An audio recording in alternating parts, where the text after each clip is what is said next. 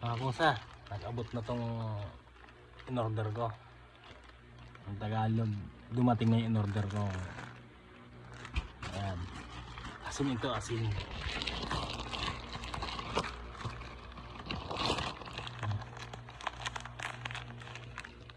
Himalayan salt.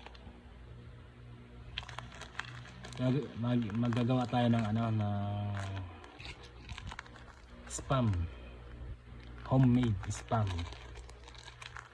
Ayan. Kasi mas masarap daw yung homemade spam kaysa doon sa binibili. Saka yung binibili ang mahal pa. Kaya gagawa na lang tayo. Mas makakatipid ka pa.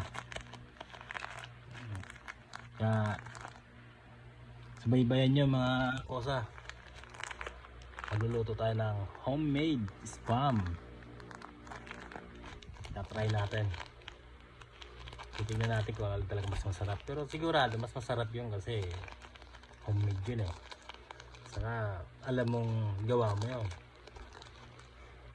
Walang mga preservative yun.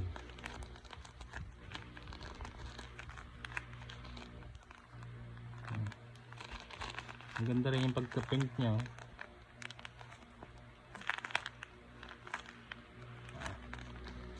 Mura lang to. Mura lang naman to. 40 pesos lang to eh. Order ka to, deliver pa.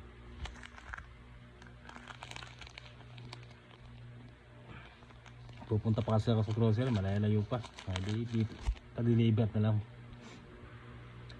O, paano mga kosa? Subaybayin nyo ang homemade spam kong gagawin.